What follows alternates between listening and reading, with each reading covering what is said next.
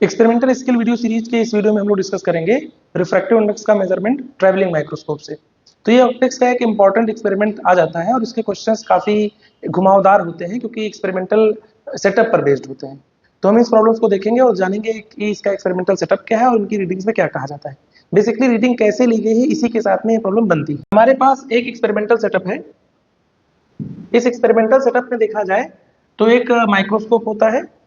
एक बार माइक्रोस्कोप को किसी टेबल के बॉटम सरफेस पर टेबल पर क्या किया जाता है, फोकस किया जाता है। तो फर्स्ट रीडिंग कब आती है याद रखिएगा। फर्स्ट रीडिंग हम लेते हैं। फर्स्ट रीडिंग आती है हमारी। तो इस एक्सपेरिमेंटल सेटअप को हम लोग देखते हैं। यहां पर एक माइक्रोस्कोप है जो टेबल के सरफेस पर पहली बार फोकस किया जाता है। फिर दूसरी बार हम इसी माइक्रोस्कोप से एक ग्लास स्लैब रखते हैं जिसकी कुछ डेप्थ होती है और हम उसके बॉटम सरफेस पर क्या करते हैं, फोकस करते हैं। लेकिन ग्लास स्लैब होने की वजह से अपरेंसी आ जाएगी जिसकी वजह से बॉटम सरफेस हमें थोड़ा ऊपर दिखने लगता है। तो फिर हमें माइक्रोस्कोप को थोड़ा ऊपर शिफ्ट करना पड़ता है और फिर हम इस पर टॉप सरफेस पर क्या करते हैं, फोकस करते हैं।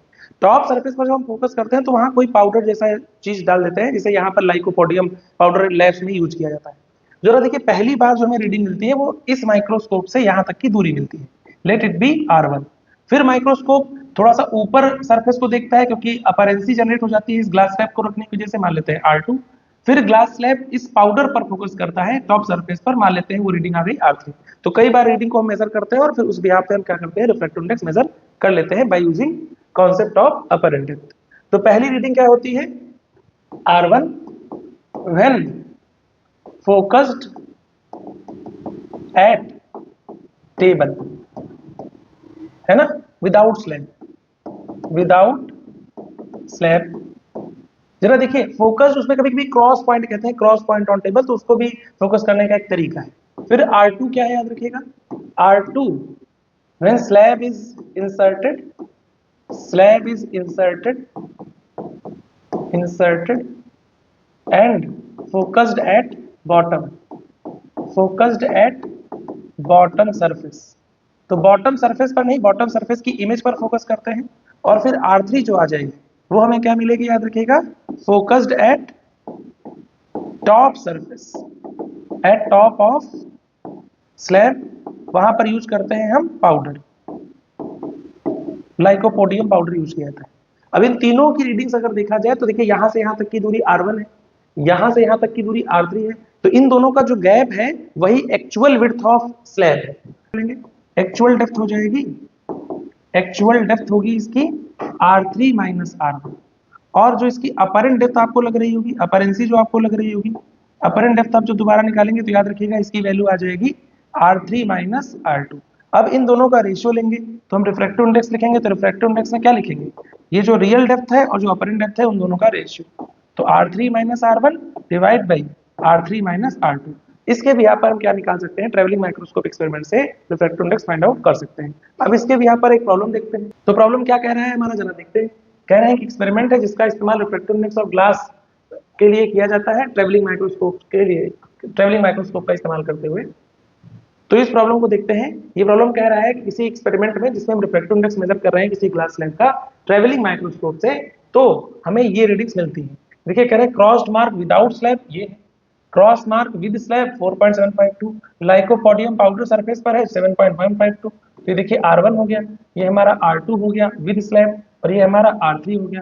अगर हमें रिफ्रैक्टिव इंडेक्स निकालना है तो हमें सिंपल सा फॉर्मूला इस्तेमाल करना होगा, 7.152 माइनस हम क्या कर दें, R1 कर दें 3.432 डिवाइडेड बाई 7.152 माइनस 7.152 माइनस 4.752।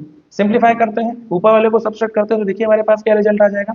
ऊपर वाले को सब्सट्रैक्ट करेंगे तो हमारे पास रिजल्ट आ जाएगा 3.72 और नीचे वाले को सब्सट्रैक्ट करेंगे तो हमारे पास क्या रिजल्ट आ जाएगा 2.4।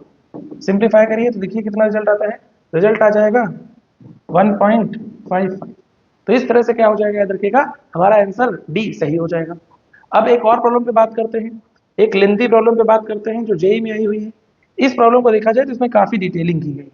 कह रहे हैं कि एक रिफ्रैक्टिव इंडेक्स मेजरमेंट है ग्लास स्लैब का, जिसमें ऐसी ऑब्जर्वेशन देखने को मिली है कि माइक्रोस्कोप है जिसमें वर्नियर का क्वेश्चन जोड़ा गया है। तो एक तरह से देखा जाए ये लेयर्ड प्रॉब्लम हो गई जिसमें माइक्रोस्कोप के कॉन्सेप्ट को जोड़ दिया गया है। किससे याद रखिएगा, वर्नियर कैलिपर्स के कॉन्सेप्ट से। तो जो रीडिंग ली जा रही है उनमें आपको थोड़ा ध्यान देना होगा कि हमें रीडिंग जो डायरेक्टली दी है पिछले प्रॉब्लम में, यहाँ पर रीडिंग आपको कैलकुलेट करनी होगी। और रीडिंग कैलकुलेट करनी है किससे? वर्नियर से। तो आपको सबसे पहले वर्नियर का लीस्ट काउंट लिखना होगा, तब प्रॉब्लम को आप फर्दर सॉल्व कर पाएंगे। तो पहले लिखते हैं लीस्ट काउंट। तो लीस्ट काउंट के लिए देखिए हमें क्या करना होगा, least count of vernier calipers. तो वर्नियर कैलिपर्स का लीस्ट काउंट देखिए इसमें क्या क्या दिया है, कह रहे हैं 50 vernier division 49 main scale division से कंसाइड कर रहे हैं, और 20 division on main scale is in each centimetre. 1 centimetre में 20 डिवीजन है मेन स्केल के। तो 20 MSDs is equals to 1 centimeter, that means 1 MSD is equals to 1/20 of centimeter। Solve करेंगे तो आ जाएगा 0.05 सेंटीमीटर। तो एक मेन स्केल डिवीजन हमारा 0.05 सेंटीमीटर के बराबर है। अब अगर लीस्ट काउंट निकालना होता है तो हम सीधा फॉर्मूला लगाते हैं, 1 MSD मल्टीप्लाइड बाई 1 माइनस जितने number of main scale division vernier scale division से कंसाइड कर रहे हैं उनको रख लीजिए। तो यहाँ main scale division which are considering with vernier scale division. तो 1 MSD 0.05, 1 माइनस 49/50, सिंप्लीफाई करेंगे तो रिजल्ट आ गया 0.05 इंटू 1/50 और ओवरऑल फाइनल रिजल्ट आया 0.001 सेंटीमीटर। ये लिस्ट काउंट देखिए हमारा किसका आ गया, वर्नियर कैलिपर्स का। जो यहाँ पर वर्नियर कैलिपर्स यूज किया गया है उसका लिस्ट काउंट ये है। अब हम पहली रीडिंग को लिख लेते हैं, कह रहे हैं मार्क ऑन पेपर। तो पहली रीडिंग लिखी जाए तो क्या आप क्या लिखेंगे, R1 कह रहे हैं 8.45 प्लस समथिंग।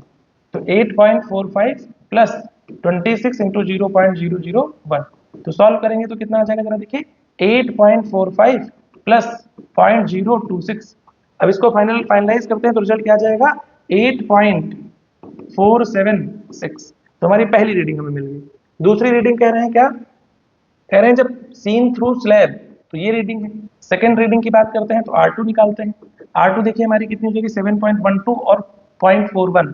तो 7.12 प्लस 0.041 सीधा लीस्ट काउंट से मल्टीप्लाई कर दिया है। तो हमारे पास रिजल्ट देखिए क्या आ रहा है, 7.161। तो जरा देखिए हमने ये दो रिजल्ट निकाले। R3 रीडिंग कह रहे हैं 4.05 सेंटीमीटर और वर्नियर कैलिपर्स पर रीडिंग 1 है। तो R3 सीधा लिखते हैं, हमारे पास क्या आ जाएगा 4.05 प्लस 1 इंटू 0.001। फाइनल R3 की वैल्यू देखिए कितनी आ गई, 4.0501। तो इस तरह से R1, R2 और R3 हमें क्या हो गई, मिल गई। यहाँ पर R1 की वैल्यू ज्यादा दिख रही है, प्रैक्टिकली ऐसा होता ही है, कभी कभी प्रॉब्लम्स में वेरिएशन कर देते हैं तो उसको हम देख लेते हैं। तो यहाँ R1 माइनस R3 कर दीजिए और फिर R1 माइनस R2 कर दीजिए और फिर फाइनल सोल्यूशन बना लीजिए। तो बताइए फाइनली हम क्या लिखने वाले हैं, हम फाइनल रिजल्ट में क्या लिखेंगे जरा देखिए, रिफ्रैक्टिव इंडेक्सेस चुनेंगे। तो म्यू का फॉर्मूला क्या लिखेंगे, इस बार लिख लीजिए R1 minus R3 divide by R1 minus R2। Subtract कीजिए 8.476 माइनस 4.0501 डिवाइडेड बाई 8.476 माइनस 7.161। ऊपर वाली वैल्यू सॉल्व करेंगे, नीचे वाली वैल्यू सॉल्व करेंगे, देखिए कितना आ जाएगा। ऊपर वाली वैल्यू सॉल्व करेंगे तो कितना आएगा, 4 इसकी वैल्यू आएगी 429, हाँ 4.429 डिवाइड बाई, इसको सॉल्व करते हैं 8.476 को 7.161 में सब्सट्रैक्ट करते हैं तो आ जाएगा 3.1109। सिंप्लीफाई करेंगे तो लगभग इसकी वैल्यू 1.42 के आसपास कुछ आती है। तो यानी कि ऑप्शन क्या हो जाएगा, सेकंड वाला सही हो जाएगा। इसकी कैलकुलेशन आप कर लीजिएगा एक बार, वेरीफाई हो जाए। तो इस तरह से क्या हो जाता है, हमारे रिफ्रैक्टिव इंडेक्सेस हम इस तरह से कैलकुलेट कर सकते हैं बाय यूजिंग ट्रैवलिंग माइक्रोस्कोप। इस तरह के बहुत सारे प्रॉब्लम्स आपके एक्सपेरिमेंटल स्किल्स वाले सेक्शन में आने लगे हैं। तो इन सारे प्रॉब्लम्स को आप गौर से देख लें, कैसे हो रहे हैं इनको देख लें, और तब तक इस चैनल को आप सब्सक्राइब कर लें और वीडियो को लाइक कर दें। हम लोग नेक्स्ट वीडियो में डिस्कस करेंगे ऑप्टिक्स के और भी एक्सपेरिमेंट।